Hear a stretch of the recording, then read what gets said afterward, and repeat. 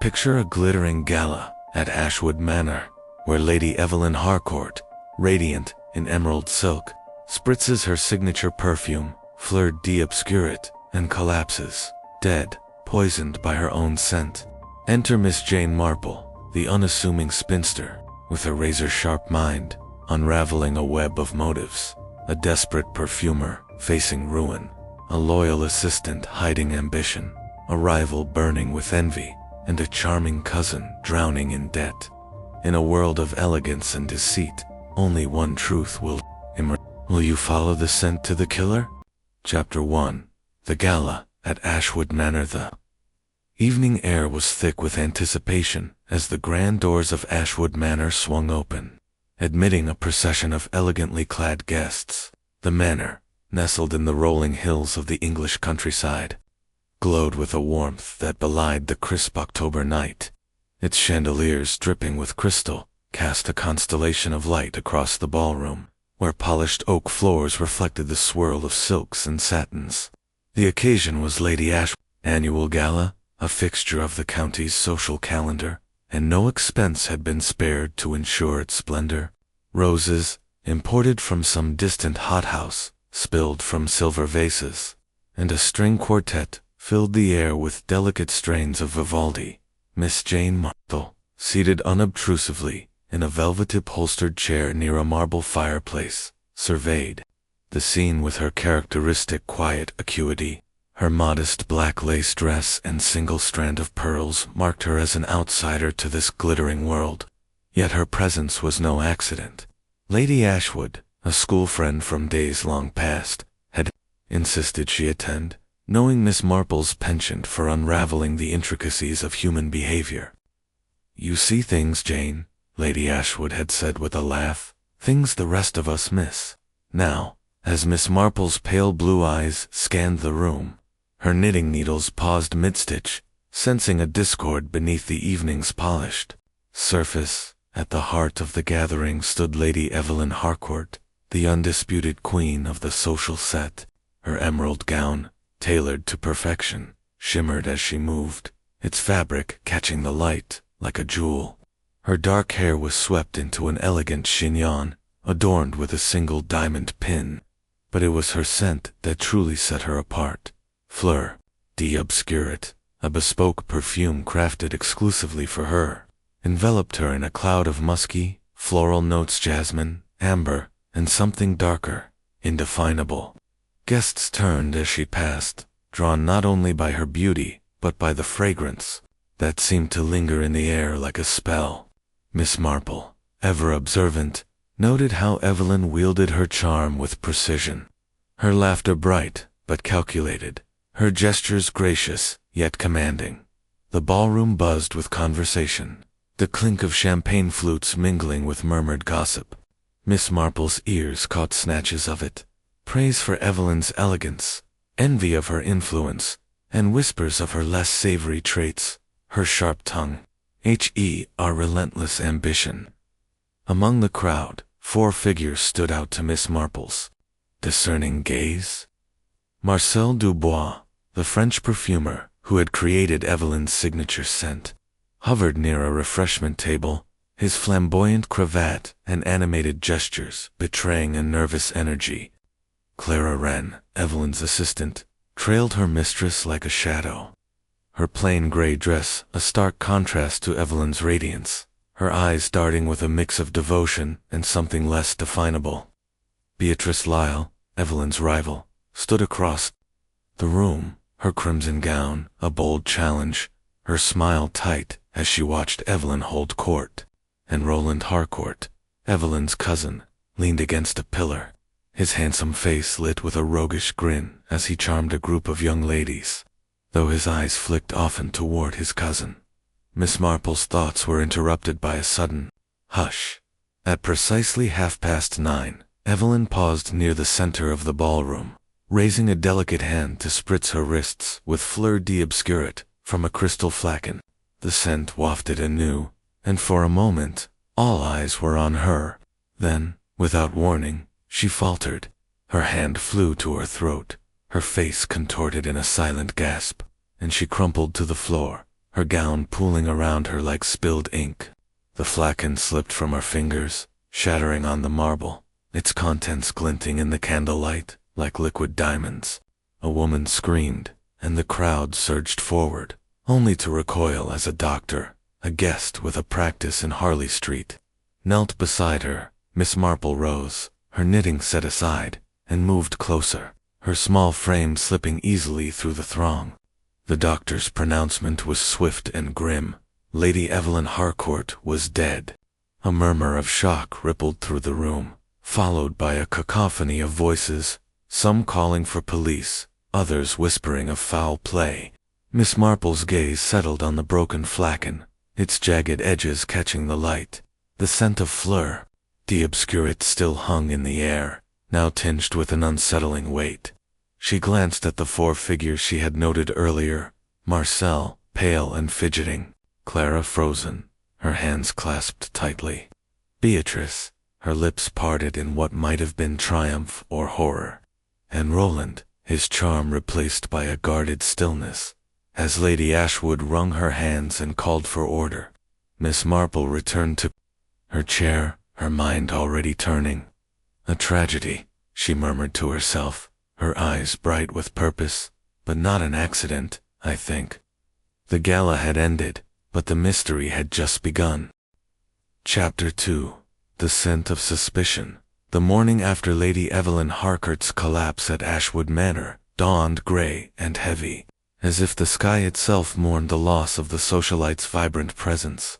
The grand ballroom, so recently alive with music and laughter, now stood silent, its chandeliers dimmed, its marble floor cordoned off where the shattered remains of the crystal flagon had been swept away.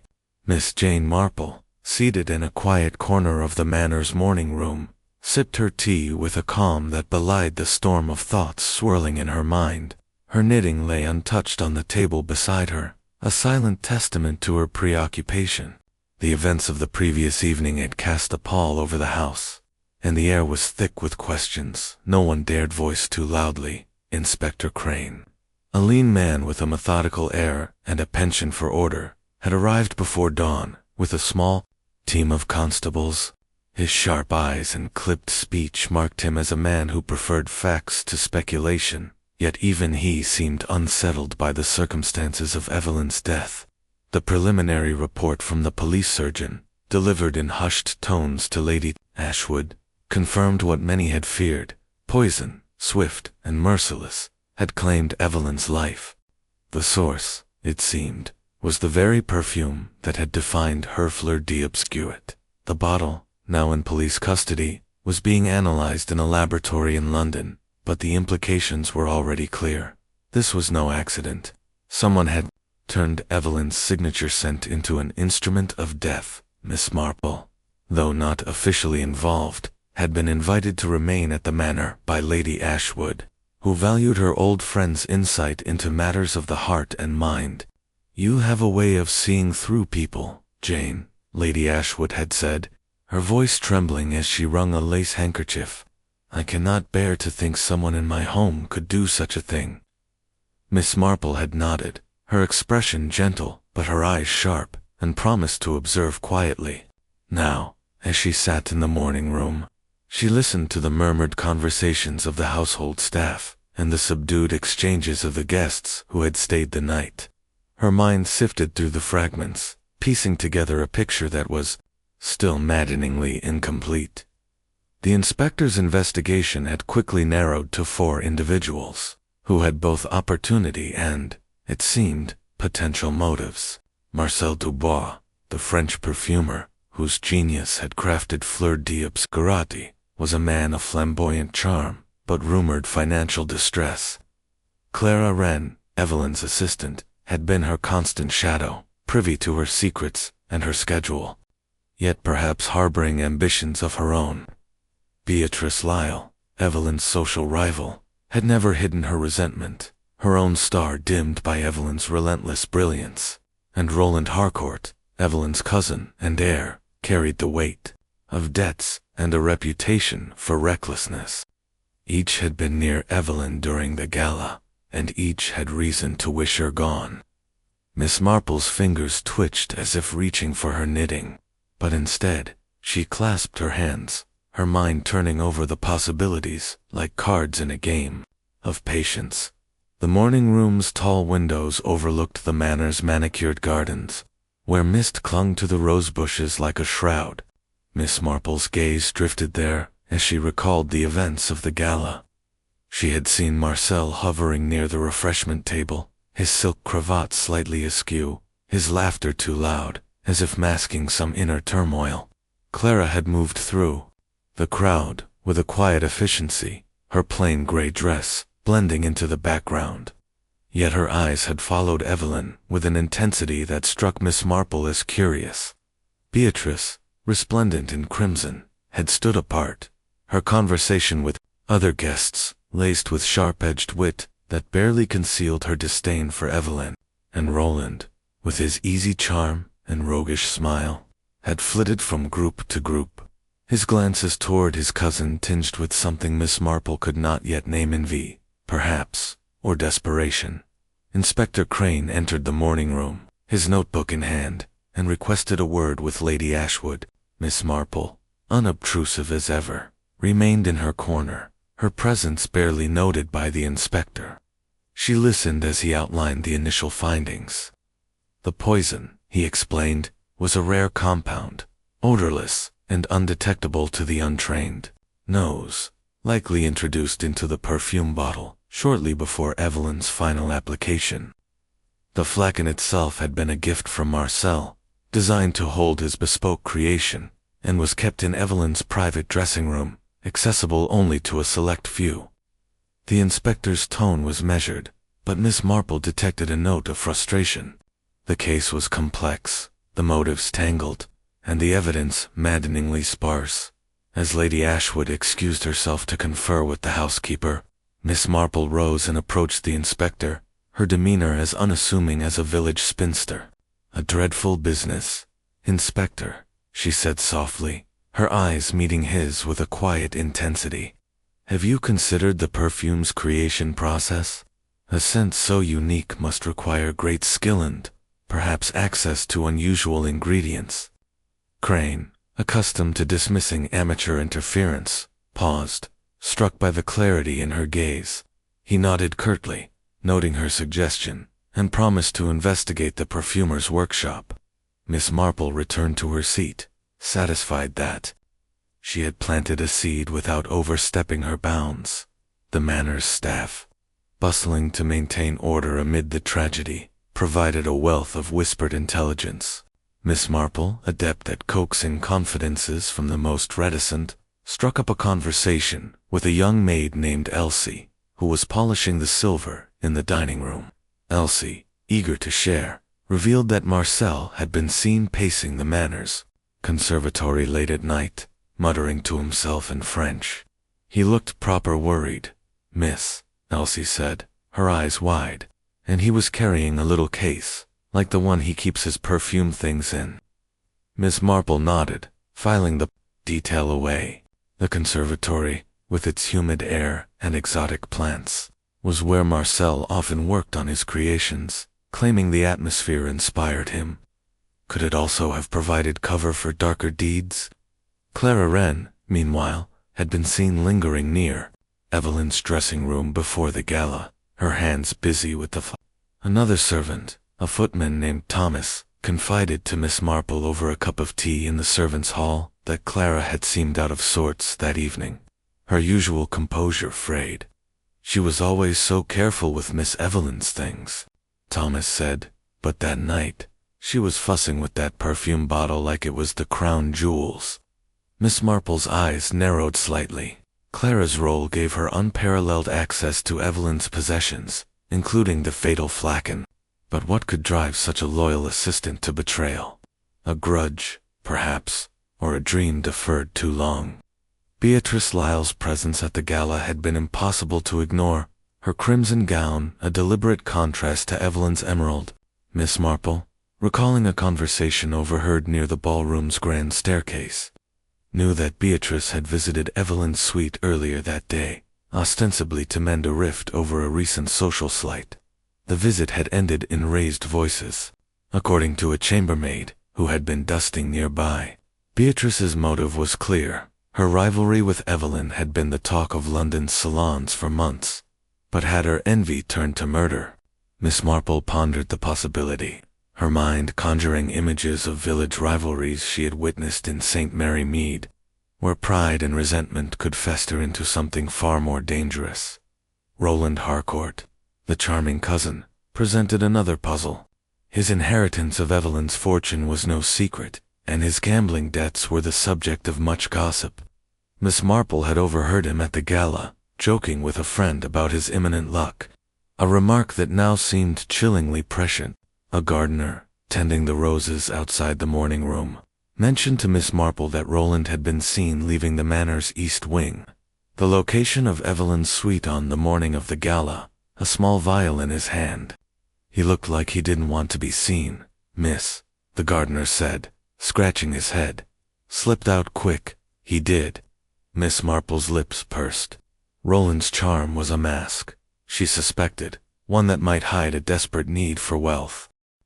As the morning wore on, Miss Marple took a turn through the manor's grounds, her shawl wrapped tightly against the autumn chill.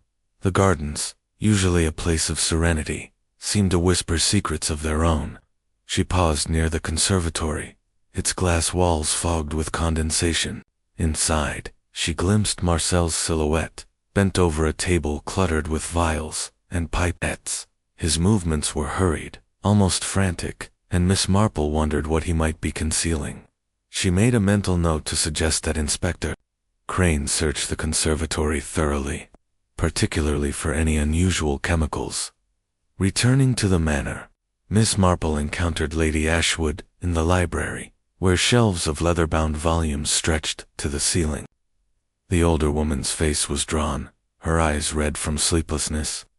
"Jane, I cannot fathom it," she said, sinking into an armchair. "Evelyn was not always kind, but to die so horribly. And in my home." Miss Marple patted her friend's hand, her voice soothing.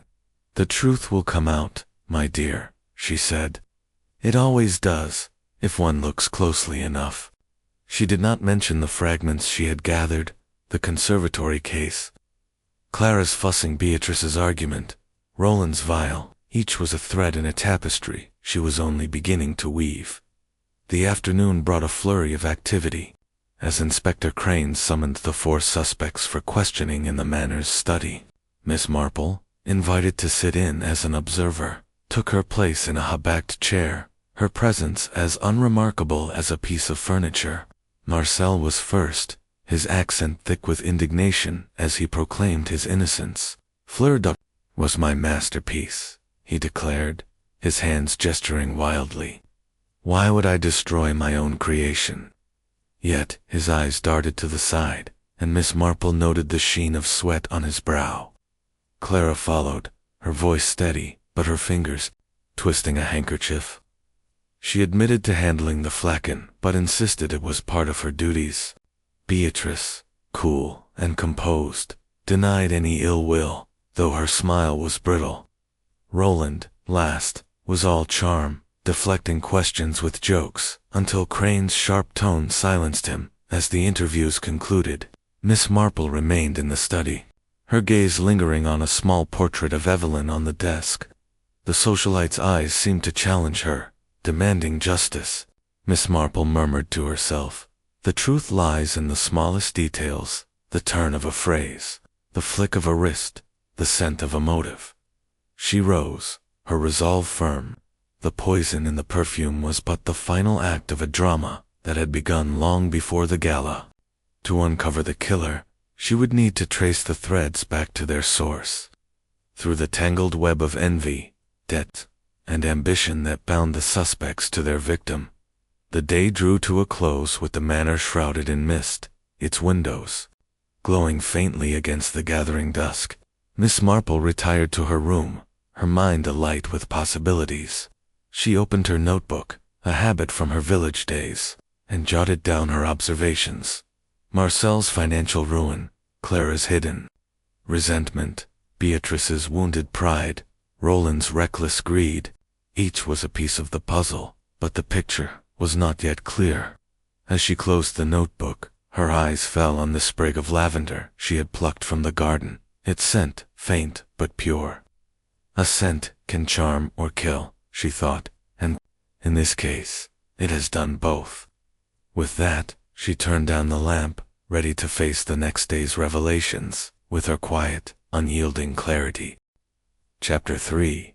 The designer's desperation. The second morning at Ashwood Manor broke with a pale sun struggling through the mist, casting long shadows across the estate's dew-laden lawns.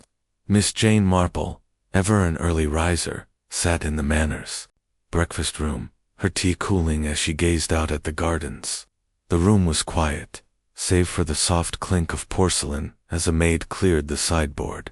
The events of the gala and the subsequent interrogations had left the household subdued, the usual chatter of guests replaced by wary glances and hushed tones. Miss Marple's mind, however, was anything but still. Her thoughts circled around Marcel Dubois, the perfumer whose creation had become a weapon. His flamboyant demeanor, she mused, was a fragile veneer, and beneath it lay a man teetering on the edge of ruin. Marcel had been a fixture in Evelyn's orbit for years, his atelier in Paris producing the exclusive fleur d'obscurité that had cemented her allure. But whispers of his financial troubles had reached even Miss Marple's quiet village of St. Mary Mead, carried by the gossip of London visitors. She recalled a conversation with her nephew Raymond, who had mentioned Marcel's lavish spending and declining clientele.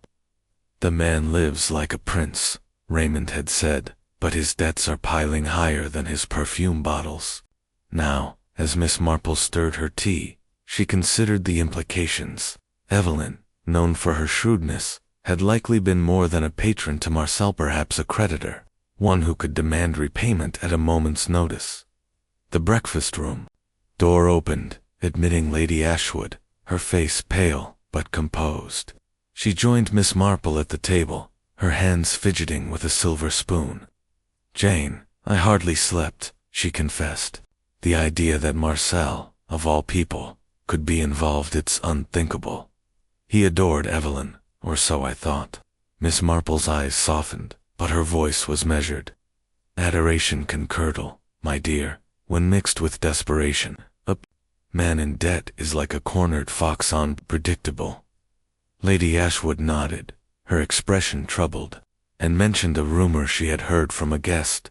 Evelyn had recently pressed Marcel to repay a substantial loan, one that had kept his atelier afloat. Miss Marple excused herself and made her way to the conservatory, where Marcel often retreated to work. The glass-walled structure was a jungle of exotic blooms, orchids, lilies, and rare ferns, bathed in humid air that carried a faint sweetness. Marcel was there, as she had expected, bent over a workbench cluttered with glass vials, droppers, and notebooks. His silk waistcoat was rumpled, his hair disheveled, a far cry from the polished figure at the gala. He started as Miss Marple entered, his hands fumbling with a small bottle. "Mademoiselle Marple," he said, his French accent thick with unease. "You seek inspiration among my flowers." Miss Marple smiled, her demeanor as disarming as a village spinster offering scones. "Merely curiosity, Monsieur Dubois. Your craft is so fascinating, such delicate work, blending scents to create something unforgettable." She paused, her eyes drifting to the workbench. "Though I imagine it requires rare ingredients, perhaps some not easily obtained." Marcel's smile faltered, and he gestured vaguely to his tools. "We, the finest essences, from grass, from Morocco. But all is above board, I assure you." Miss Marple nodded, her gaze lingering on a small, unlabeled vial tucked behind a stack of papers. It was unremarkable, save for its isolation from the other bottles, as if deliberately hidden. As she chatted with Marcel, asking innocent questions about his process, Miss Marple's mind catalogued his responses. His words were smooth, but his hands betrayed him fidgeting, adjusting his cravat, brushing imaginary dust from his sleeve. She recalled Elsie's mention of the case he carried, and now she noticed the leather satchel in the corner, its clasp undone. "You must be proud of Fleur d'Obscurite," she said, her tone light. "Such a tragedy that it was used so cruelly." Marcel's eyes darkened, and he murmured something about the sacrilege of his art being tainted. But Miss Marple noted the sweat on his brow, the way his fingers tightened around a glass dropper. Leaving the conservatory, Miss Marple wandered to the Manor's library, a haven of oak shelves and leather-bound volumes. There, among the guest books and estate records, she hoped to find a clue to Marcel's troubles. A helpful footman, eager to assist the unassuming old lady, fetched a stack of recent correspondence at her request. As she leafed through the papers, her eyes caught on a crumpled receipt, discarded in a wastebasket near the desk.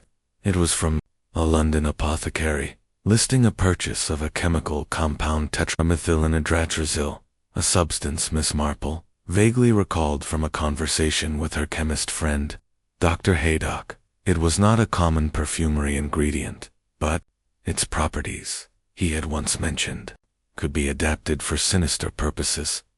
The receipt bore Marcel's name, dated a week before the gala.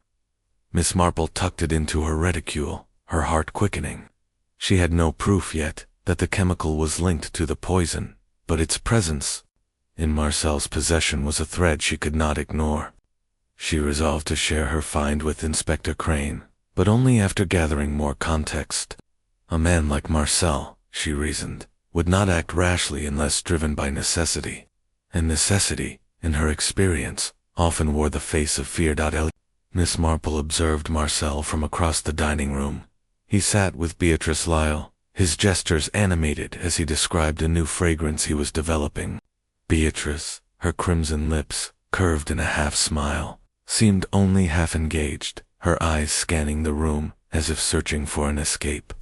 Miss Marple noted the tension between them, a subtle discord that suggested more than casual acquaintance. Had Beatrice known of Marcel's financial straits? Could she have exploited them, perhaps, to further her own ends? The thought lingered as Miss Marple sipped her soup, her mind weaving connections. Later, she sought out Inspector Crane, who was reviewing notes in the Manor's study. She approached him with her usual diffidence, holding out the receipt as if it were a mere trifle. "I found this in the library, Inspector," she said. "It may be nothing, but I thought it curious, given Monsieur Dubois's expertise." Crane's eyebrows rose as he examined the document, his expression shifting from skepticism to interest. "This is no perfumery essence," he muttered, promising to have it analyzed alongside the flacon's contents. Miss Marple inclined her head, saying nothing of her suspicions. She knew the value of patience, of letting the truth emerge like a flower opening to the sun as the afternoon waned. Miss Marple took a turn through the Manor's east wing, where Evelyn's suite lay under police guard. The corridor was quiet, the air heavy with the scent of wax polish and sorrow. She paused outside Evelyn's door, imagining the moments before the gala Ellen at her vanity, spritzing her wrists, unaware of the betrayal in the bottle. Miss Marple's thoughts turned to Marcel's atelier, his desperation, his skill. A man who could craft a scent to captivate could surely craft one to kill. But why Evelyn, and why now? The answer, she felt, lay not in the act itself, but in the pressures that had driven it. Returning to the morning room, Miss Marple found Clara Wren sorting through Evelyn's correspondence, her hands moving with mechanical precision. The assistant's face was pale, her eyes shadowed, as if she had not slept. Miss Marple, ever gentle, offered a sympathetic smile. "Such a loss, Miss Wren," she said. "You must have been very close to Lady Evelyn." Clara nodded, her lips tight. "She was demanding, but brilliant. I learned so much." Her voice wavered, and Miss Marple noted the flicker of something grief, perhaps, or guilt. "You handled her perfume, I understand," Miss Marple continued, her tone conversational. "Such a delicate task." Clara's hand stilled, and she murmured something about routine duties before excusing herself. Miss Marple sat alone, her mind sifting through the day's discoveries. Marcel's receipt, his nervous demeanor, his access to the flacon pointed to a man with the means and motive to act. Yet the puzzle was incomplete. Clara's unease, Beatrice's coldness, Roland's charm each held a piece of the truth. Miss Marple's fingers brushed her reticule, where the receipt lay hidden. Desperation, she murmured, is a powerful scent, but it does not act alone. As the manor settled into the evening's quiet, she knew her task was to follow the trail of that scent, wherever it might lead. Chapter 4. The assistant's shadow. The third morning at Ashwood Manor brought a faint drizzle that pattered against the tall windows, cloaking the estate in a melancholy haze. Miss Jane Marple, seated in the manor's morning room with a cup of Earl Grey, watched the rain trace delicate paths down the glass. Her knitting lay idle in her lap, a rare occurrence, for her thoughts were wholly occupied with Clara Wren, the quiet assistant who had moved through Evelyn's world like a ghost. Clara's unassuming presence, Miss Marple mused, was precisely the sort that could conceal a multitude of secrets. In her experience, those who stood in the shadows often knew more than anyone suspected. Clara had been Evelyn's right hand, managing her appointments, her wardrobe, her very life with a precision that bordered on devotion. Yet Miss Marple, with her keen eye for human nature, had sensed an undercurrent of tension in Clara's demeanor, tightness in her smile, a fleeting sharpness in her gaze when Evelyn's name was mentioned. The old lady recalled a village parallel, a quiet girl in St. Mary Mead, always overlooked, who had nursed a grudge until it erupted in petty theft. Could Clara's loyalty mask a similar resentment, one that had simmered until it turned deadly? Miss Marple set her teacup down and rose, her steps purposeful, as she made her way to the manor's east wing, where Clara had been tasked with sorting Evelyn's personal effects under Inspector Crane's watchful eye. The corridor was hushed, the air heavy with the scent of lavender polish used by the maids. Clara was in Evelyn's dressing room, a space of opulent mirrors and velvet drapes, surrounded by stacks of letters and trinket boxes. Her gray dress blended with the shadows, but her hands moved with a nervous energy as she catalogued Evelyn's belongings. Miss Marple knocked softly, her smile as disarming as a spring breeze. "Miss Wren, might I trouble you for a moment? I'm curious about Lady Evelyn's daily routines. Such a fascinating woman." Clara looked up, startled, her fingers clutching a silk scarf. "Of course, Miss Marple," she said, her voice steady, but her eyes wary. "It's strange, too, be here without her." Miss Marple nodded sympathetically, settling into a cushioned chair as if for a cozy chat. "It must be difficult, managing so much for someone so vibrant. I imagine you knew her better than most." Clara's lips twitched, and she murmured something about duty, but Miss Marple pressed gently. "You handled her perfume, I understand. Such a responsibility, with Fleur d'Obscurite being so unique." Clara's hands stilled, and a flush crept up her neck. "Yes, I prepared the flagon before the gala. It was part of my job checking her things, making sure everything was perfect." Her words were careful, but Miss Marple noted the slight tremor in her voice. "And you never noticed anything unusual?" she asked, her tone as innocent as a child's. Clara shook her head quickly, too quickly, and returned to her task. Miss Marple's eyes lingered on the assistant's hands, which now fumbled with a jewelry box. There was something there, she thought, a crack in the facade of loyalty. Leaving the dressing room, Miss Marple sought out the manor's housekeeper, Mrs. Gibbs, a stout woman with a nonsense air, who had known Evelyn since her debutante days. Over a pot of tea in the servants' hall, Mrs. Gibbs was eager to share her observations. Clara was devoted, no question, she said, stirring sugar into her cup. But she wasn't always so quiet. Used to talk about making her own perfumes. Back when she first came to work for Miss Evelyn. Dreamed of her own shop, she did. But Miss Evelyn laughed it off, said Clara hadn't the flair for it. Miss Marple's eyebrows rose slightly. A dream dismissed, she knew, could fester like a wound. Mrs. Gibbs leaned closer, lowering her voice. Mind you, I saw Clara in the dressing room that afternoon, before the gala. She was holding that perfume bottle, turning it over like it was a puzzle. Looked odd, somehow. Not her usual careful self. Miss Marple nodded, her mind cataloging the detail. Clara's access to the flagon was undeniable, and her suppressed ambitions suggested a motive. But was it enough to drive her to murder? In St. Mary Mead, Miss Marple had seen resentment spark smaller crimes, but poison required a colder resolve. The afternoon brought a chance encounter in the Manor's library, where Miss Marple found Clara leafing through a volume on perfumery. The assistant jumped as Miss Marple approached, the book slipping from her hands. I was just looking for something to distract me, Clara said, her cheeks pink. Miss Marple bent to retrieve the book, noting its title, The Art of Fragrance. A fine choice, she said kindly. Did you study perfumery before working for Lady Evelyn? Clara hesitated, then nodded. A little, in my youth. I thought I might create something of my own one day. Her voice held a wistful note, quickly buried as she excused herself. Miss Marple lingered in the library, her thoughts turning to Clara's past. A discreet inquiry to Lady Ashwood revealed that Clara had joined Evelyn's service 5 years earlier, fresh from a perfumery course in London. Evelyn had taken her on as a favor to a mutual acquaintance, but her sharp tongue had often dismissed Clara's aspirations. She called her a glorified secretary, Lady Ashwood said, shaking her head. Evelyn could be cruel, though she didn't always mean it. Miss Marple's lips pursed.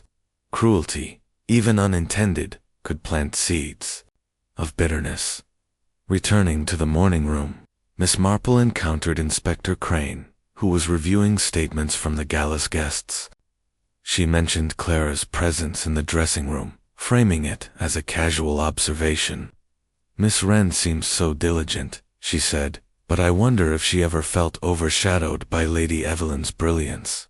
Crane, jotting a note, nodded thoughtfully. She had opportunity, no doubt. We're checking the flagon for fingerprints, though the poison's application might not have left any. Miss Marple inclined her head, saying nothing of the perfumery book or Clara's stifled dreams. She preferred to let the inspector follow his own path, guided by her gentle nudges. As evening fell, Miss Marple took a turn through the Manor's gardens, the drizzle having cleared to reveal a sky pricked with stars. The air was sharp with the scent of wet earth and late roses, a contrast to the cloying notes of fleur d'obscurite. She paused near a stone bench, her thoughts returning to Clara, the assistant's quiet efficiency. Her access to the flagon, her buried ambition all pointed to a woman who might have seen poison as a way to step out of the shadows. Yet, Miss Marple's instincts cautioned her against haste. Clara's demeanor suggested conflict, not calculation. Could she have acted alone, or was she a pawn in a larger scheme? Back in her room, Miss Marple opened her notebook, her pen scratching softly, as she recorded her observations.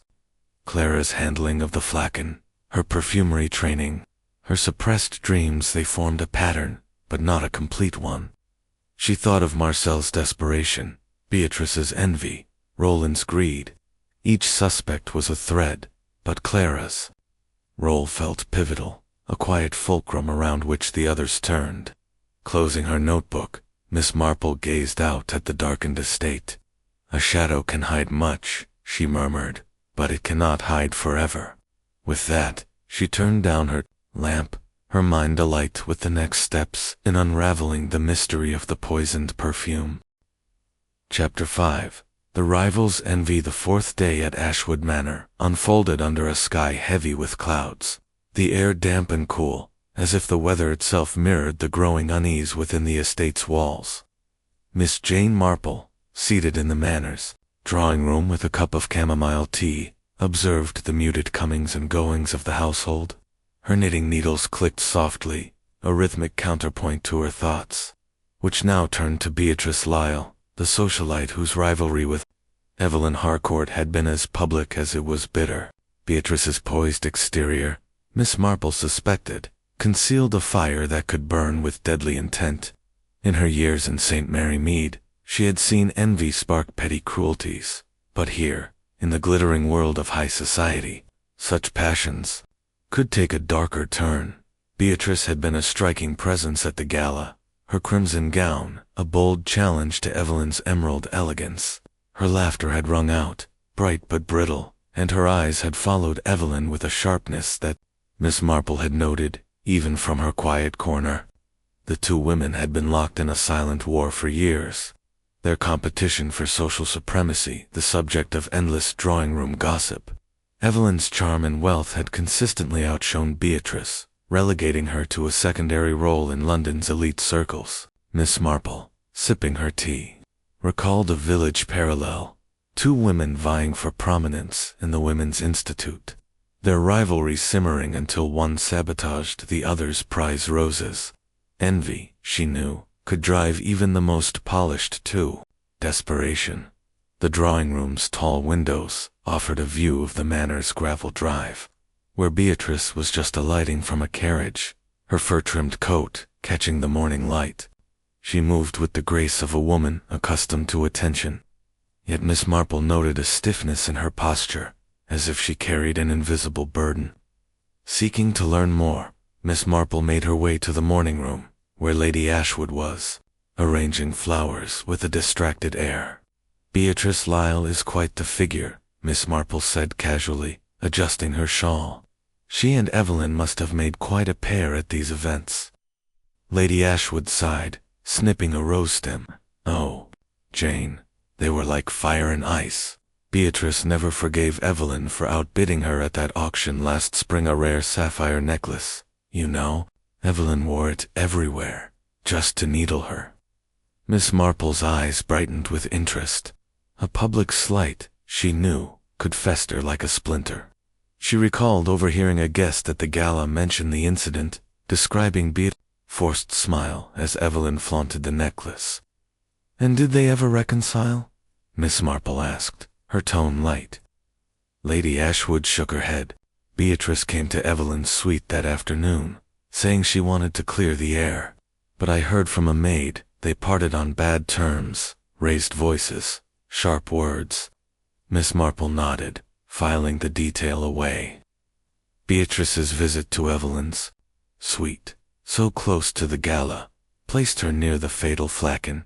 Determined to observe Beatrice more closely, Miss Marple joined a small charity luncheon in the manor's dining room, where Beatrice was holding court among a group of guests.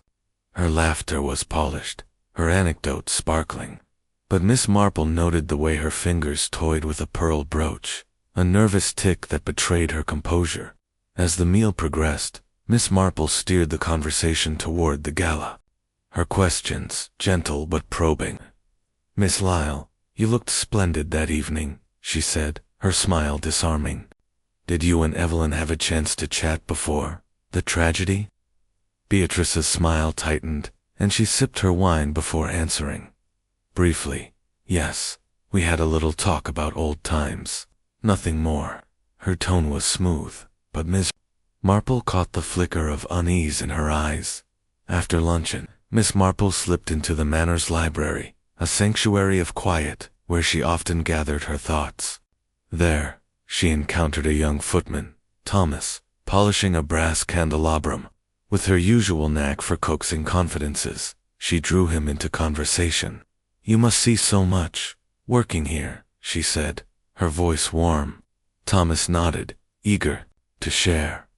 "That Miss Lyle, she was in Miss Evelyn's suite that afternoon, borrowing a shawl," she said. "But she was in there a good while, and when she came out, she looked proper cross." Miss Marple's eyebrows rose slightly. A shawl was a flimsy excuse, she thought, for lingering in a rival's private quarters. The library's shelves held more than books. They were a repository of the manor's secrets. Miss Marple, with Thomas's help, sifted through a guest book from the previous season, where Evelyn had scrawled a note about Beatrice. "B still fumes over the necklace. Must watch her, she's sharper than she seems. The words, written in Evelyn's bold hand, suggested a wariness that Miss Marple found telling. Had Evelyn sensed a threat in Beatrice's envy? The old lady tucked the book under her arm, intending to show it to Inspector Crane later. As the afternoon waned, Miss Marple sought out Inspector Crane in the Manor's study, where he was reviewing a report from the laboratory. The poison, he confirmed, was a sophisticated compound, requiring both knowledge and access to rare chemicals. Miss Marple, with her characteristic diffidence, mentioned Beatrice's visit to Evelyn's suite. "It may be nothing, Inspector," she said, "but Miss Lyle's rivalry with Lady Evelyn was rather intense. A woman scorned, even socially, can act in surprising ways." Crane nodded, jotting a note. "We're checking the suite for any traces of interference," he said. "If Miss Lyle was there, we'll find evidence." Miss Marple smiled, saying nothing of the guest book or Thomas's account. She preferred to let the facts speak for themselves. That evening, Miss Marple attended a small gathering in the drawing room, where Beatrice was playing cards with Roland Harcourt and a few other guests. The atmosphere was strained, the laughter forced, as the shadow of Evelyn's death hung over. The group, Miss Marple, seated near the fire, watched Beatrice closely. Her movements were precise, her conversation laced with wit, but there was a hardness in her eyes when Roland mentioned Evelyn's name. "She did love to steal the spotlight," Beatrice said, her voice light, but her smile cold. Roland laughed, but Miss Marple noted the tension in his shoulders, as if he sensed Beatrice's barb was aimed at more than just Evelyn. As the game ended, Miss Marple approached Beatrice, her manner as unassuming as ever. "Miss Lyle, I've heard you're quite the collector of fine things," she said. "That sapphire necklace must have been a sore loss." Beatrice's smile froze, and she adjusted her brooch with a quick gesture. "A trifle," she said. Evelyn was welcome to her little victories, but her eyes betrayed her, glinting with a resentment that Miss Marple recognized all too well. Envy, she thought, was a poison of its own, one that could seep into the heart and spur unthinkable acts. Retiring to her room, Miss Marple opened her notebook, her pen moving swiftly as she recorded her observations. Beatrice's visit to the suite, her public humiliation, her guarded responses, they painted a picture of a woman driven by pride and wounded vanity. Yet Miss Marple's instincts cautioned her. Beatrice's envy was clear, but her actions suggested calculation, not impulse. Had she the knowledge to tamper with the perfume, or was she merely a piece in a larger puzzle? The old lady closed her notebook, her thoughts drifting to the other suspects: Marcel's desperation, Clara's hidden ambitions, Roland's greed. Each was a thread, but Beatrice's rivalry added a vivid hue to the tapestry. As she turned down her lamp, Miss Marple gazed out at the rain-slicked gardens, the Manor's lights casting a soft glow. "Envy," she murmured, "is a sharp blade, but it needs a steady hand to wield it." With that, she settled into her chair, her mind already tracing the next steps in unraveling the mystery of the poisoned perfume. Chapter 6. The cousins charmed the fifth morning at Ashwood Manor greeted Miss Jane Marple with a faint sunlight that pierced the lingering clouds, casting a tentative glow over the estate's sprawling gardens. She sat in the conservatory, a haven of warmth and greenery, her tea steaming gently beside her. The air was thick with the scent of orchids and damp earth, a stark contrast to the fatal musk of fleur d'obscurite. Her knitting needles rested in her lap, untouched, as her thoughts turned to Roland Harcourt, Evelyn's cousin and heir, whose easy charm had not escaped her notice. In St. Mary Mead, Miss Marple had known men like Roland handsome, glib, and often teetering on the edge of ruin. His laughter at the gala, she recalled, had been bright, but hollow, like a bell with a hidden crack. Roland, with his dark curls and roguish grin, had been a favorite among the Manor's younger guests, his wit disarming even the most reserved. Yet Miss Marple had observed the way his eyes flicked toward Evelyn during the gala, a mixture of admiration and something sharper envy, perhaps, or desperation. As Evelyn's closest living relative, he stood to inherit her considerable fortune, a fact that had not gone unnoticed in the whispered gossip of the household. Miss Marple sipped her tea, her mind sifting through the fragments she had gathered. Roland's charm, she suspected, was a mask, one that might conceal a motive as potent as any poison. The conservatory's glass walls offered a view of the lawn, where Roland was strolling with a young lady, his laughter carrying through the open door. His ease seemed effortless, but Miss Marple noted the way his hand tightened on his walking stick, a subtle sign of tension. She recalled a snippet from Lady Ashwood, who had mentioned Roland's mounting gambling debts and Evelyn's refusal to bail him out again. She called him a charming leech, Lady Ashwood had said, her tone weary. Said he'd have to learn to stand on his own. Miss Marple's lips pursed. A man cut off from aid, with a fortune just out of reach, might take drastic measures to secure it. Determined to learn more, Miss Marple made her way to the Manor's billiard room, where Roland often lingered with the younger set. The room was a masculine retreat of dark wood and green baize, its air tinged with cigar smoke. Roland was there, leaning against the table, a cue in hand, regaling a small group with tales of his exploits at Monte Carlo. His audience laughed, but Miss Marple, entering quietly, noted the strain in his eyes, the way his smile faltered when he thought no one was watching. She took a seat near a window, her knitting a pretext for observation, and listened as Roland deflected a question about his finances with a quick jest, approaching him with her usual diffidence. Miss Marple smiled warmly. "Mr. Harcourt, you have such a gift for storytelling," she said, her voice soft. "I imagine you and Lady Evelyn shared many lively moments." Roland's grin widened, but his eyes were guarded. "Oh, Evelyn was the star, always. I just played the supporting role." His tone was light, but Miss Marple caught the edge in it, a hint of resentment.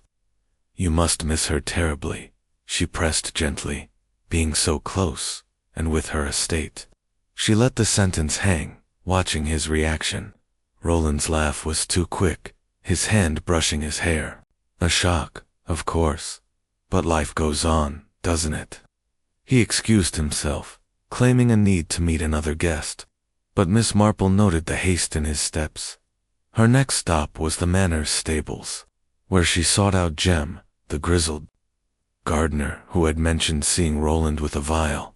Jem was mucking out a stall, his hands busy, but his tongue willing. I saw Mr. Roland that morning, coming out of the east wing," he said, leaning on his pitchfork. "Had a little glass bottle in his hand, no bigger'n a thimble. Looked like he didn't want no one to see him, slipping off quick-like."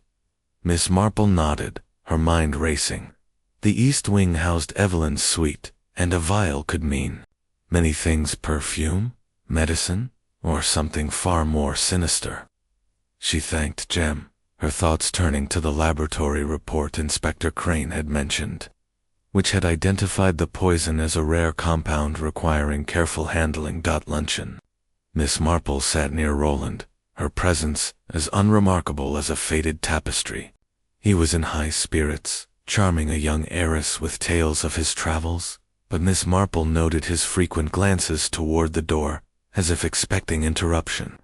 She steered the conversation toward family, her tone casual. "You and Lady Evelyn must have been like siblings, being so close in age," she said. Roland's smile tightened. "Cousins, yes, but she was always the golden one. I was just along for the ride." His words carried a bitterness that Miss Marple filed away alongside Jem's account of the vial. Later, she visited the Manor's study, where Inspector Crane was sorting through witness statements. She mentioned Jem's story, framing it as a passing remark. The gardener saw Mr. Harcourt with a small bottle. "Inspector," she said, her eyes on her knitting. "It may be nothing, but young men can be impulsive, especially when debts loom." Crane's pen paused, and he nodded. "We're checking the suite for any traces of foreign substances," he said. "If Harcourt was there, we'll know." Miss Marple smiled, saying nothing of Roland's guarded demeanor or the resentment in his voice. She trusted the inspector to follow the evidence, guided by her subtle prompts as evening settled over the manor. Miss Marple took a turn through the gardens, the air cooled and scented with late jasmine. She paused near a fountain, its soft gurgle, a soothing counterpoint to her thoughts. Roland's charm, she mused, was a polished surface, but beneath it lay a man pressed by need. His inheritance, his debts, his access to the East Wing all pointed to opportunity and motive. Yet she hesitated to conclude. In St. Mary Mead, she had known charming rogues who stopped short of murder, their sins limited to lies and petty theft. Was Roland capable of more? In her room, Miss Marple opened her notebook, her pen scratching out her observations. Roland's vial, his financial straits, his veiled bitterness. Each was a piece of the puzzle, but the picture remained elusive. She thought of Marcel's desperation, Clara's suppressed dreams, Beatrice's envy. Roland's charm added another layer, a beguiling thread in a tangled web. Closing her notebook, she gazed out at the darkened manor, its windows glowing like watchful eyes. "Charm," she murmured, "can open many doors, but it can also hide a poisoner's hand." With that, she turned down her lamp, ready to face the next day's revelations with her quiet, unyielding clarity. Chapter 7. The Perfume's Secret. The sixth morning at Ashwood Manor dawned with a brittle clarity, the sun cutting through the mist to reveal the estate's gardens in sharp relief. Miss Jane Marple, seated in the manor's library with a cup of tea, felt the weight of the investigation pressing upon her. Her knitting lay folded in her basket, a silent acknowledgment that her mind was too occupied for such distractions. The laboratory report, delivered to Inspector Crane the previous evening, had confirmed her suspicions. The poison in fleur d'obscurite was a rare, odorless compound, tetramethyllenetertrizol, activated upon contact with skin. Its sophistication pointed to a perpetrator with both knowledge and access, and Miss Marple's thoughts turned once more to Marcel Dubois, whose expertise in perfumery made him a compelling figure in this deadly drama. The library, with its towering shelves and scent of aged leather, was a haven for Miss Marple's reflections. She had spent the morning poring over a volume on toxicology, borrowed from Lady Ashwood's collection, which described the poison's properties in chilling detail. It was not a substance one stumbled upon. It required deliberate acquisition and careful handling, qualities that aligned with Marcel's craft. Miss Marple recalled the receipt she had found, listing the very chemical now identified in the flagon. The connection was too precise to be coincidence. Yet she knew from her village days that evidence alone was not enough. Motive and opportunity must align. Determined to explore Marcel's world further, Miss Marple made her way to the conservatory, where he continued to work, despite the shadow of suspicion. The glass walls steamed with humidity, and the air was thick with the fragrance of exotic blooms. Marcel stood at his workbench, surrounded by vials and alembics, his movements precise but his face drawn. He looked up as Miss Marple entered, his smile strained. "Mademoiselle Marple, you returned to my little jungle," he said, his French accent tinged with fatigue. "Do you seek the secrets of scent?" Miss Marple's eyes twinkled, her tone gentle. "Indeed, Monsieur Dubois, your creations are remarkable. Tell me, how do you source such rare ingredients?" Marcel gestured to a row of bottles, his voice warming as he spoke of jasmine from Grasse and amber from the Baltic. But Miss Marple's gaze drifted to the unlabeled vial she had noticed before, still tucked behind a stack of notebooks. "And those less common essences?" she asked, her voice as innocent as a child's. "Do you ever experiment with unusual compounds?" Marcel's hand faltered, a dropper clinking against a glass. "Only what is necessary for art," he said quickly, turning to adjust a burner. Miss Marple noted the tension in his shoulders. the way his eyes avoided hers. Leaving the conservatory, Miss Marple sought out Inspector Crane, who was in the Manor's study, reviewing the laboratory findings with a forensic chemist from London. The chemist, a bespectacled man named Dr. Ellison, confirmed that the poison could be synthesized with minimal equipment, provided one had the knowledge. "It's not something you'd find in a typical perfumer's kit," he said, "but a skilled chemist could adapt it." Miss Marple, standing quietly by the door, interjected with her usual diffidence, "Inspector, might it be worth examining Monsieur Dubois's workshop? His expertise is unmatched, and he may have records of his ingredients." Crane nodded, his expression thoughtful. "We're planning a search this afternoon. If there's anything to find, we'll have it." The search was conducted with meticulous care, and Miss Marple, invited to observe as a courtesy to Lady Ashwood, watched as constables combed through Marcel's workbench.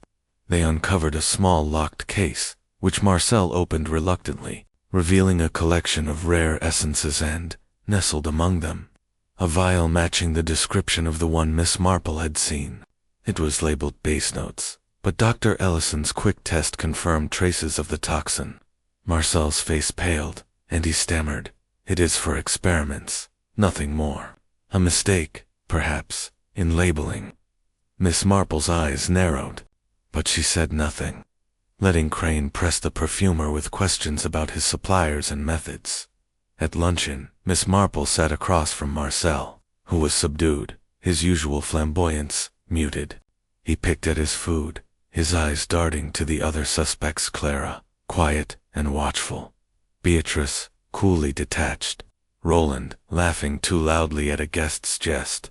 Miss Marple steered the conversation to perfumery, her questions light but pointed. "Monsieur Dubois, creating a scent like Fleur d'Obscurite must take years of practice," she said. "Have you ever had to adjust it for Lady Evelyn's tastes?" Marcel nodded, his voice low.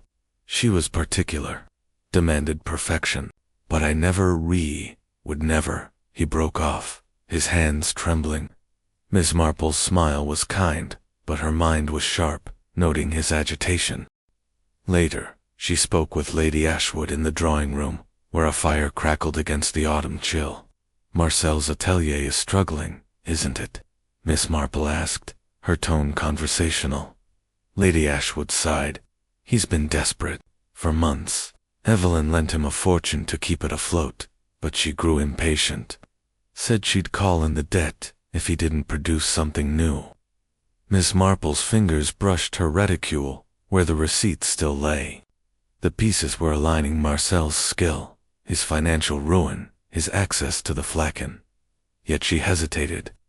In St. Mary Mead, she had known men driven to theft by debt, but murder required a colder heart. As evening fell, Miss Marple took a turn through the Manor's grounds, the air sharp with the scent of fallen leaves. She paused near the conservatory, its windows glowing faintly in the dusk. Marcel's expertise made him the most likely architect of the poison, but she wondered if his desperation had been manipulated. Clara's ambitions, Beatrice's envy, Roland's greed each could intersect with Marcel's plight, forming a web she had yet to untangle. Returning to her room, she opened her notebook, her pen scratching out the day's findings. The vial, Marcel's evasions, the laboratory's confirmation. The perfume's secret was unraveling, but the hand that wielded it remained elusive. Closing her notebook, Miss Marple gazed out at the darkened estate, the Manor's lights like stars in a clouded sky. "A scent can seduce or slay," she murmured, "and in this case, it has done both." With that, she turned down her lamp, her resolve firm to follow the trail of the poison to its source, wherever it might lead. Chapter 8. A web of motives. The seventh day at Ashwood Manor unfolded under a sky bruised with clouds, the air heavy with the promise of rain. Miss Jane Marple, seated in the Manor's drawing-room with a cup of Darjeeling tea, felt the threads of the investigation tightening around her. Her knitting needles lay idle, a silent testament to the intensity of her focus. The laboratory's confirmation of the poison in Marcel's vial had cast a shadow over the perfumer. But Miss Marple's instincts, honed by years in St. Mary Mead, cautioned her against settling on a single suspect. The motives of Marcel Dubois, Clara Wren, Beatrice Lyle, and Roland Harcourt were interwoven, each a strand in a complex tapestry of ambition, resentment, and desperation. To unravel the truth, she needed to see them together, their interactions revealing what solitary interviews could not. The drawing room, with its velvet drapes and polished mahogany, was a fitting stage for such an observation. Miss Marple arranged a quiet tea, inviting the four suspects under the guise of discussing arrangements for Evelyn's memorial. Lady Ashwood, eager to ease the manor's tension, supported the idea, and Inspector Crane, though skeptical of amateur involvement, agreed to attend, sensing the old lady's knack for stirring hidden currents. The table was set with delicate china scones and clotted cream, a veneer of civility over the undercurrent of suspicion. Miss Marple, in her modest black dress, took her place near the fire, her eyes bright and watchful. Marcel arrived first, his silk cravat slightly askew, his usual flamboyance subdued by the weight of the investigation. He greeted Miss Marple with a strained smile, his hands fidgeting with a silver cigarette case. Clara followed, her gray dress as unobtrusive as ever, her eyes darting to Marcel before settling on the teapot. Beatrice swept in next, her navy gown tailored to perfection, her composure a polished mask that faltered only when she glanced at Roland, who entered last, his charm undimmed but his grin a touch too wide. The four sat around the table, their postures stiff, as if each sensed the scrutiny of the others. Miss Marple poured the tea, her movements deliberate, her voice soft as she opened the conversation. "It's so kind of you all to help with Lady Evelyn's memorial," she said, passing a plate of scones. "She was such a presence, wasn't she? It's hard to imagine who could wish her harm." The words hung in the air, and Miss Marple noted the reactions. Marcel's fingers tightening on his cup, Clara's sudden stillness, Beatrice's lips thinning, Roland's quick laugh. The room felt charged, like the moment before a storm. She began with Marcel, her tone conversational. "Monsieur Dubois, your fleur d'obscurite was Evelyn's signature. Did she ever suggest changes to it, perhaps to suit her moods?" Marcel's eyes flickered, and he spoke of Evelyn's exacting standards, his voice tinged with bitterness. "She demanded perfection, always. It was exhausting." Miss Marple nodded, her mind recalling the receipt for the rare chemical, the vial, in his workshop. His desperation was palpable, but was it enough to drive him to murder? Turning to Clara, Miss Marple's smile was warm. "Miss Wren, you knew Evelyn's habits so well. Did you ever find her demands overwhelming?" Clara's hands twisted in her lap, and she murmured about her duty. But her voice caught when she mentioned Evelyn's dismissal of her perfumery dreams. She said, "I lacked vision," Clara said, almost to herself. Miss Marple's eyes softened, but she noted the resentment in Clara's tone, an echo of the ambition Mrs. Gibbs had described. Beatrice was next, her posture rigid as Miss Marple commented on her rivalry with Evelyn. "You and Lady Evelyn were such forces in society," she said. "It must have been challenging, always vying for the spotlight." Beatrice's laugh was sharp, her fingers brushing her pearl brooch. "Evelyn loved to win," she said, "but I held my own." Her words were measured, but Miss Marple caught the glint of anger in her eyes, a reminder of the sapphire necklace and the public slight. Roland, lounging in his chair, was all charm as Miss Marple addressed him. "Mr. Harcourt, as Evelyn's cousin, you must have shared such fond memories," she said. "Did you ever feel overshadowed by her success?" Roland's grin faltered, and he joked about being the poor relation, but his hand tightened on his teacup. Miss Marple recalled Jem's account of the vial, the gambling debts Lady Ashwood had mentioned. His charm, she thought, was a shield, but it was wearing thin. As the tea progressed, Miss Marple steered the conversation to the gala, asking each where they had been when Evelyn collapsed. Marcel claimed he was near the refreshment table. Clara said she was fetching a shawl. Beatrice insisted she was dancing, and Roland swore he was chatting with friends. Their answers were rehearsed, but Miss Marple noted the subtle cues. Marcel's glance at Clara, Clara's avoidance of Beatrice, Beatrice's cold stare at Roland, Roland's forced nonchalance. The web of their relationships was tangled, each suspect connected to the others, in ways that hinted at collusion or conflict. Inspector Crane, seated at the table's end, listened with a keen ear, his notebook open but his pen still.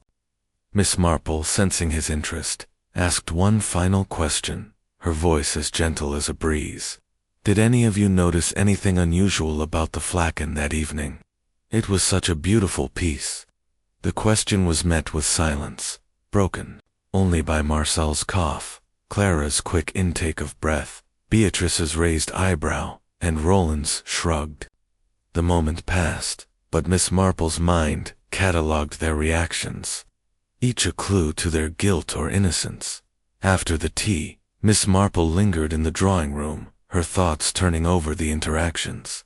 Marcel's nervousness suggested fear of exposure. Clara's reticence hinted at hidden depths. Beatrice's composure masked a simmering rage, and Roland's charm concealed a desperate edge.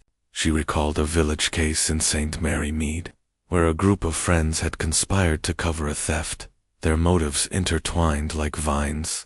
Could a similar alliance exist here, or was one suspect acting alone, using the others as a shield? That evening, Miss Marple sat by the fire in her room, her notebook open. She jotted down the day's observations, Marcel's evasions, Clara's suppressed resentment, Beatrice's controlled anger, Roland's guarded charm. The poisoned sophistication pointed to Marcel, but the opportunity suggested Clara or Beatrice. While Roland's motive was undeniable, the truth, she sensed, lay in the interplay of their motives, a web spun from ambition, envy, and greed. Closing her notebook, she gazed at the flickering flames. "A web catches its prey," she murmured, "but it also reveals the spider." With that, she turned down her lamp, her mind alight with the next steps in unraveling the mystery of the poisoned perfume. Chapter 9. The Hidden Ledger. The 8th morning at Ashwood Manor brought a chill wind that rattled the windows, as if urging the secrets within to spill forth. Miss Jane Marple, seated in the Manor's study with a cup of tea, felt the investigation nearing a critical juncture. Her knitting, usually a constant companion, lay untouched in her basket. Her mind, too engrossed in the web of motives she had observed at the previous day's tea. Marcel's desperation, Clara's buried resentment, Beatrice's envy, and Roland's greed formed a complex pattern, but a vital piece was missing. Miss Marple's instincts, sharpened by years in St. Mary Mead, told her that the truth often hid in overlooked corners, papers, objects, the detritus of daily life. Today, she resolved to seek out such a corner. The study, with its dark oak, paneling and shelves of leather-bound ledgers, was a repository of the Manor's history and, Miss Marple suspected, Evelyn's secrets. Lady Ashwood had granted her access to browse, trusting her old friend's discretion. The room was quiet, save for the ticking of a grandfather clock and the occasional creak of the floorboards as a maid passed by. Miss Marple, her shawl draped over her shoulders, moved methodically among the shelves, her fingers trailing over the spines of account books and guest registers. She had a knack for finding what others missed, a skill honed in village parlors, where gossip and documents revealed more than their owners intended. Her search was rewarded when she noticed a slight irregularity behind a row of dusty corner of paper protruding from a hidden nook. With a gentle tug, she extracted a slim, leather-bound notebook, its cover worn but its pages intact. It was a ledger, not of the Manor's accounts, but of Evelyn's personal finances, meticulously recorded in her bold, looping hand. Miss Marple settled into a chair by the window, the pale light illuminating entries that detailed loans, investments, and debts. Her eyes narrowed as she read. A substantial sum lent to Marcel Dubois 2 years prior, with a recent note demanding repayment within 30 days, or the forfeiture of his atelier. The amount was staggering, enough to ruin a man already teetering on the brink. Further entries caught her attention. Evelyn had scribbled a memorandum about revising her will, intending to reduce Roland's inheritance in favor of a charity for aspiring artists. He's had enough chances, the note read, dated a week before the gala. Miss Marple's lips pursed. Roland's charm had not blinded Evelyn to his recklessness, and this decision would have left him desperate. Another page mentioned Beatrice, noting a public slight at a recent ball where Evelyn had upstaged her rival with a dazzling speech. Furious, Evelyn had written, but she learned her place. The words were cold, revealing Evelyn's penchant for asserting dominance, even at the cost of enmity. The ledger's final surprise was a reference to Clara Wren. A brief entry noted Evelyn's discovery that Clara had been experimenting with perfumery behind her back, using her connections to source rare ingredients. Ungrateful girl, Evelyn had scrawled. Thinks she can rival me. Must keep her in check. Miss Marple's fingers paused on the page. Clara's ambition, dismissed so cruelly, added a new layer to her motive. The ledger was a map of grievances, each entry a thread linking the suspects to Evelyn's death. Tucking the ledger under her arm, Miss Marple sought out Lady Ashwood in the morning room, where she was arranging a vase of late roses. "My dear," Miss Marple said, her voice soft, "I found something in the study that might interest Inspector Crane.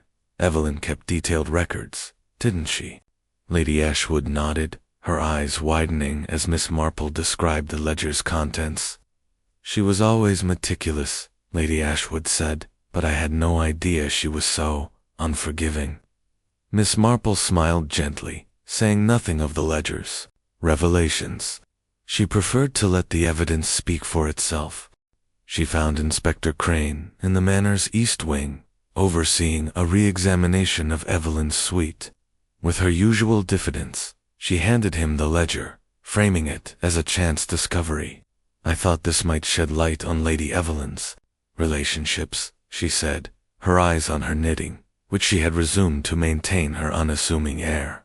Crane flipped through the pages, his expression shifting from curiosity to grim recognition. "This is motive writ large," he muttered. "Dubois's debt, Harcourt's disinheritance, Lyle's humiliation, Wren's ambition, it's all here." He promised to cross-reference the entries with witness statements and the laboratory findings. As the afternoon wore on, Miss Marple took a turn through the Manor's gardens, the wind tugging at her shawl. The ledger had clarified the suspects' motives, but it also raised questions. Marcel's financial ruin was the most pressing, yet Clara's suppressed dreams, Beatrice's wounded pride, and Roland's desperation were equally compelling. Could one have acted alone, or had they conspired, each contributing a piece to the deadly puzzle? In St. Mary Mead, Miss Marple had unraveled a case where a spurned lover and a greedy relative had colluded to forge a will. The possibility of collaboration lingered in her mind. At dinner, Miss Marple observed the suspects with renewed focus. Marcel was subdued, his eyes fixed on his plate, as if the ledger's shadow loomed over him. Clara moved with mechanical precision, serving herself sparingly, her gaze avoiding the others. Beatrice, in a gown of midnight blue, maintained her icy poise, but her fingers toyed with her necklace, a nervous gesture, Miss Marple noted. Roland, ever the charmer, laughed with a guest, but his eyes darted to the door, as if expecting arrest. The tension among them was palpable, a silent acknowledgment of the secrets the ledger had exposed. Later, Miss Marple retired to her room, her notebook open on her lap. She recorded the ledger's findings: Marcel's debt, Roland's disinheritance, Beatrice's slight, Clara's reprimand. Each was a motive, but the poisoned sophistication pointed most strongly to Marcel, while opportunity favored Clara, or Beatrice. Roland's vial, seen by Jem, remained a troubling detail. The ledger had illuminated the why, but the how and who were still elusive. Closing her notebook, Miss Marple gazed out at the manor's darkened silhouette, the wind howling softly. A ledger hides the heart's truth, she murmured, but it cannot conceal it forever. With that, she turned down her lamp, her mind poised for the next revelation in the mystery of the poisoned perfume. Chapter 10. The trap is set. The 9th morning at Ashwood Manor broke with a restless energy, the clouds parting to reveal a sky streaked with pale gold. Miss Jane Marple, seated in the manor's morning room with a cup of tea, felt the investigation nearing its climax. Her knitting, a familiar prop, lay untouched, her mind wholly occupied with the tangled web of motives revealed by the hidden ledger. Marcel's debt, Clara's suppressed ambition, Beatrice's wounded pride, and Roland's desperation formed an intricate pattern. But the final thread, the act of poisoning itself, remained elusive. Miss Marple's years in St. Mary Mead had taught her that truth often emerged when the guilty were pressed, their reactions betraying what words concealed.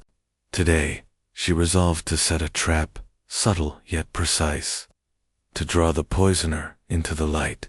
The morning room's windows framed the gardens, where dew sparkled on the roses, a deceptive calm over the manor's tension. Miss Marple, with her characteristic foresight, proposed to Lady Ashwood a reconstruction of the gala's events, a staged reenactment to retrace the suspect's movements. "It might jog a memory, my dear," she said, her voice soft but her eyes keen. "People reveal themselves when they relive a moment." Lady Ashwood, eager for resolution, agreed, and Inspector Crane, intrigued by Miss Marple's quiet authority, approved the plan, arranging for the ballroom to be prepared.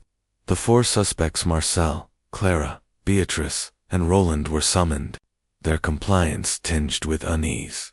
The ballroom, though dimmed without its chandelier's glow, retained an echo of the gala's grandeur. A replica of the crystal flagon, filled with harmless water, was placed in Evelyn's dressing room, its door left ajar, as it had been that night. Miss Marple, seated near the ballroom's entrance with her knitting as a prop, watched as the suspects were instructed to reenact their movements from the gala's fatal hour. Inspector Crane stood by, his notebook open, his sharp eyes missing nothing. The guests, a handful of those still at the manor, filled the room, their murmurs a backdrop to the unfolding drama. Marcel went first, his steps hesitant as he moved toward the refreshment table, where he claimed to have been when Evelyn collapsed. His hands fidgeted with his cravat, and Miss Marple noted his lingering glance at the dressing-room door, as if drawn to the flagon. Clara followed, her gray dress blending with the shadows as she retraced her path to fetch her shawl. Her movements were precise, but her eyes darted to the flagon, a flicker of tension crossing her face. Beatrice, in a gown of muted green, walked with deliberate grace, claiming she had been dancing with a guest. Her poise was impeccable, but Miss Marple caught the way her fingers tightened on her fan when she passed the dressing room. Roland, last, sauntered through the room, his charm on display as he mimicked chatting with friends, but his gaze strayed to the flagon, a shadow passing over his features. Miss Marple, her knitting needles clicking softly, observed each reaction with care. The flagon, though a replica, seemed to exert a magnetic pull, its presence a silent accusation. Marcel's hesitation was the most pronounced. He paused near the dressing room, his hand hovering as if tempted to touch the bottle. "Monsieur Dubois," Miss Marple called gently, "did you check the flacon that evening, perhaps to ensure its quality?" Marcel started, his face pulling.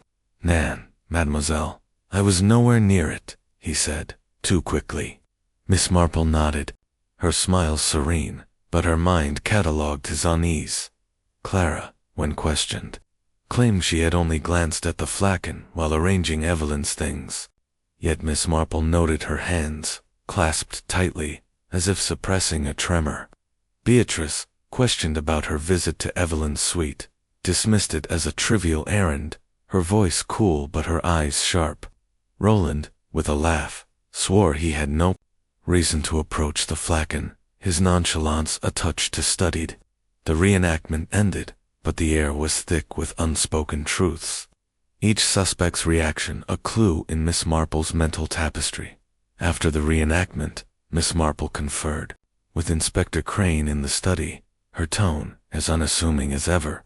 The flacons seemed to unsettle them. "Inspector," she said, her eyes on her knitting, "particularly Monsieur Dubois. His expertise, I think, makes him central to this puzzle."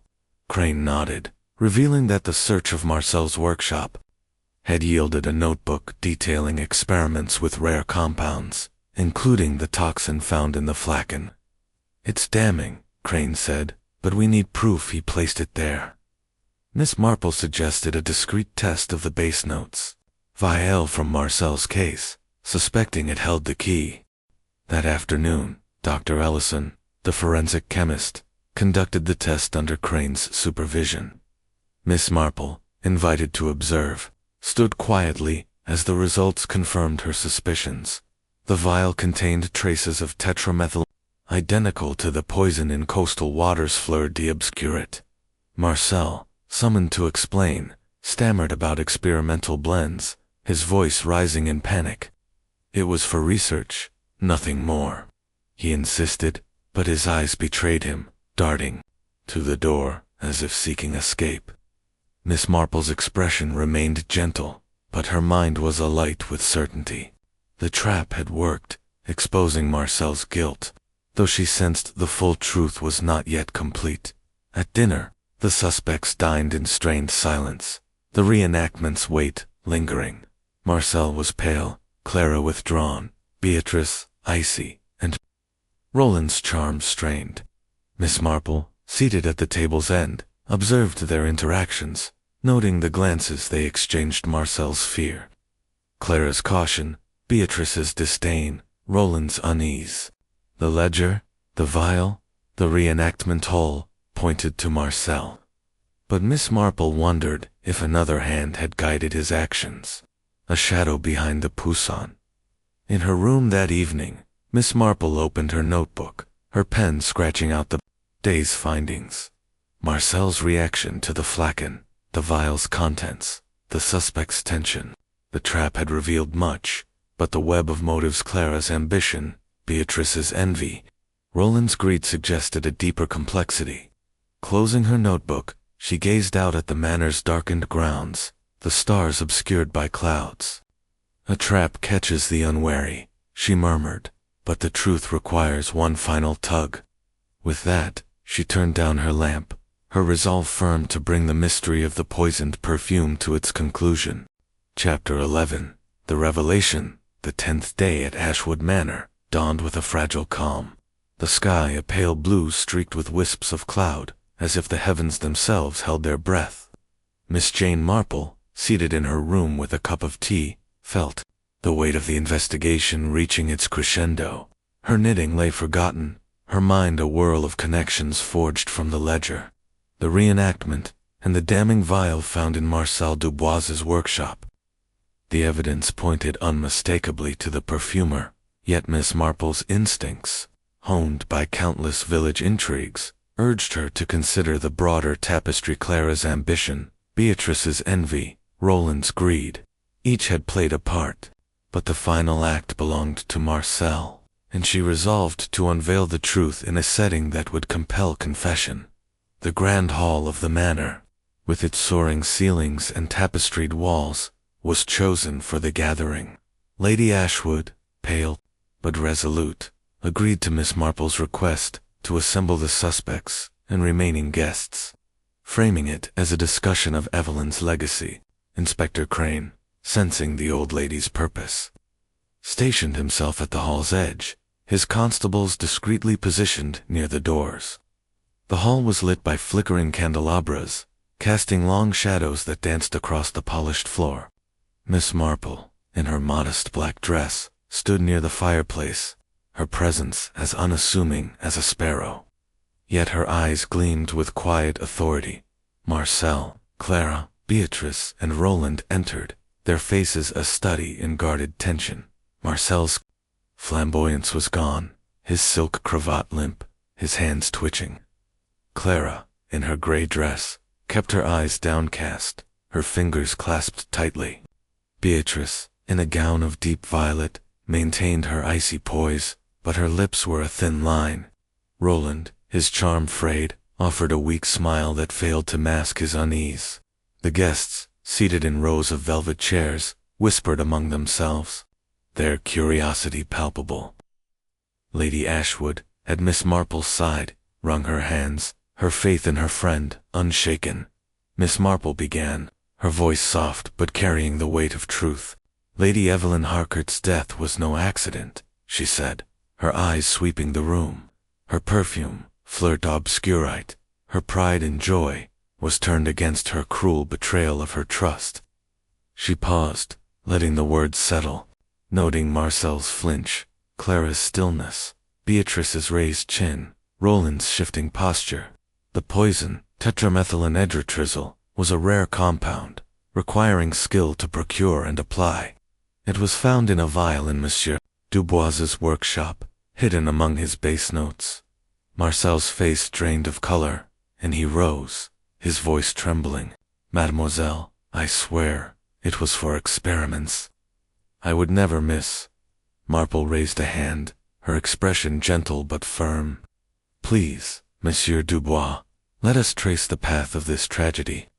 She turned to the ledger, which Inspector Crane held aloft at her nod. Lady Evelyn's records show a substantial loan to you, one she demanded repaid within a month, threatening your atelier's ruin. A desperate man, I have found, will do much to save his life's work. The guests murmured, and Marcel sank back into his chair, his hands covering his face. Miss Marple continued, her voice steady. The poison required expertise, and you, monsieur, are a master of your craft. The receipt for the chemical, found in the library, bears your name. The vial in your workshop confirms it. She paused, her eyes softening. But desperation alone does not explain the act. Lady Evelyn's demands were a pressure, yes, but they pushed you to a choice. Clara stirred, her voice barely audible. He didn't mean harm, she whispered, then stopped, her eyes wide with realization. Miss Marple's gaze flicked to her, noting the slip, but she pressed on, addressing the others. Miss Wren, your loyalty to Evelyn was tempered by her dismissal of your dreams. Miss Lyle, your rivalry drove you to bitterness. Mr. Harcourt, your debts and Evelyn's plan to cut your inheritance left you grasping. Each of you had reason to wish her gone, but only one had the means to act. She turned back to Marcel, her voice unwavering. You, Monsieur Dubois, laced fleur d'obscurite with poison, knowing Evelyn would use it at the gala. Your skill crafted the toxin, your access ensured its delivery, and your desperation drove you to silence her demands.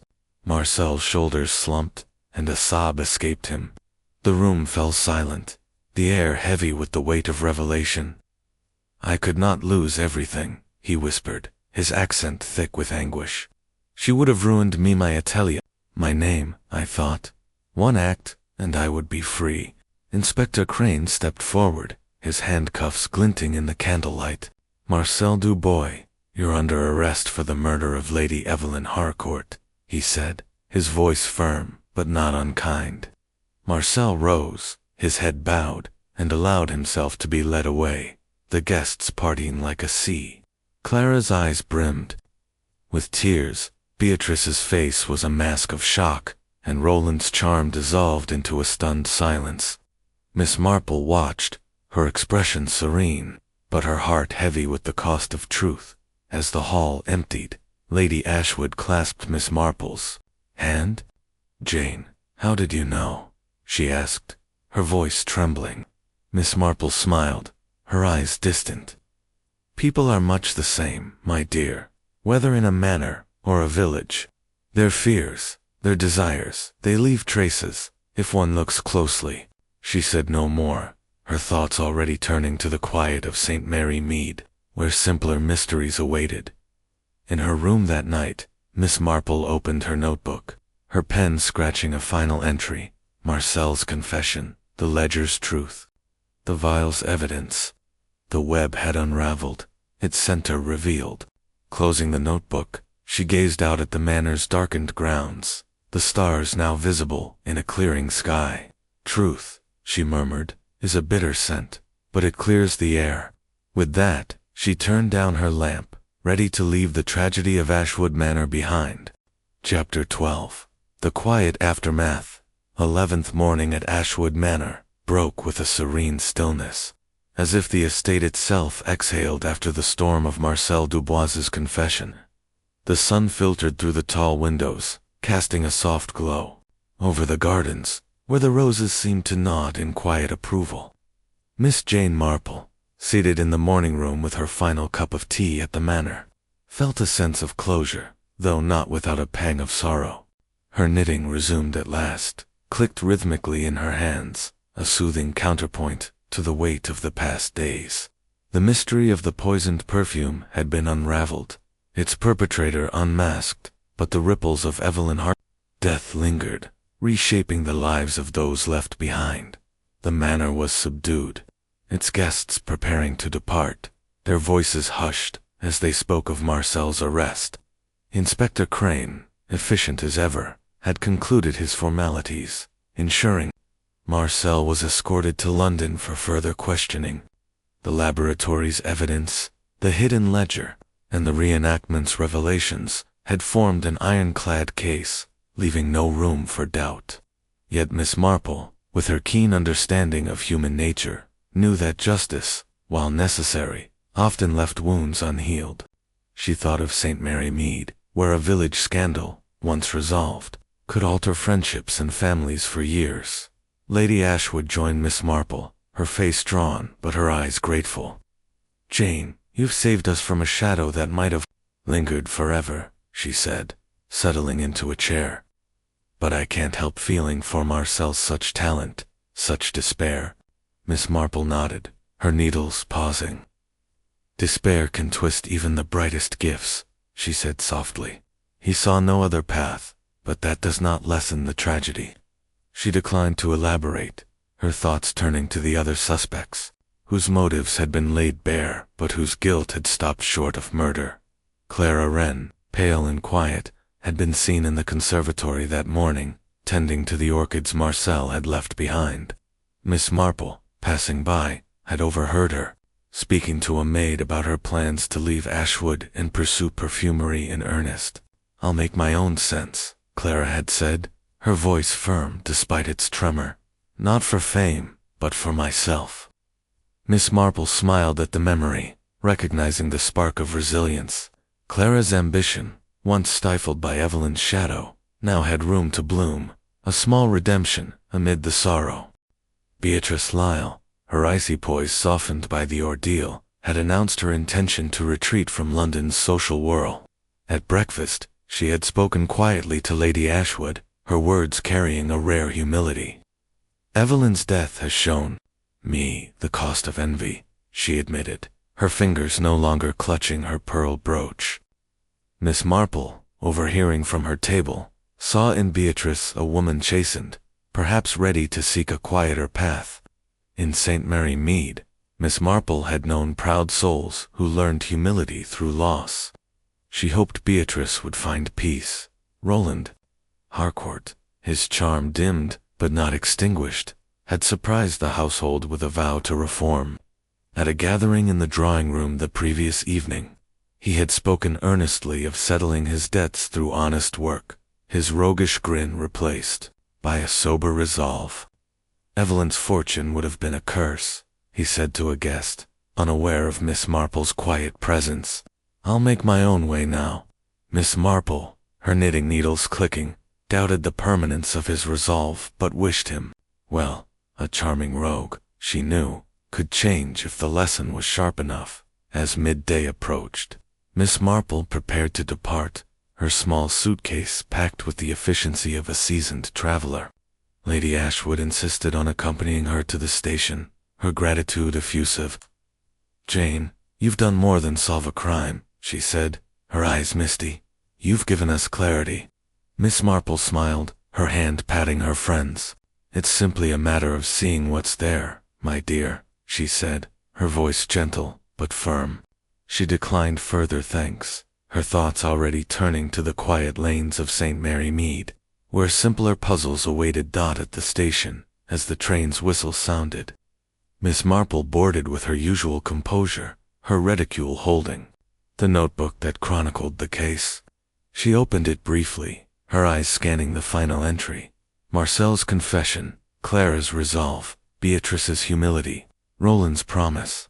The poisoned perfume had claimed a life, but it had also exposed truths that might, in time, heal those left behind. Closing the notebook, she gazed out at the rolling countryside, the manor fading into the distance. "Human nature," she murmured, "is as potent as any poison, but it can also mend what it breaks." With that, she settled back, ready to return to her village, where the scent of justice was as familiar as the roses in her garden.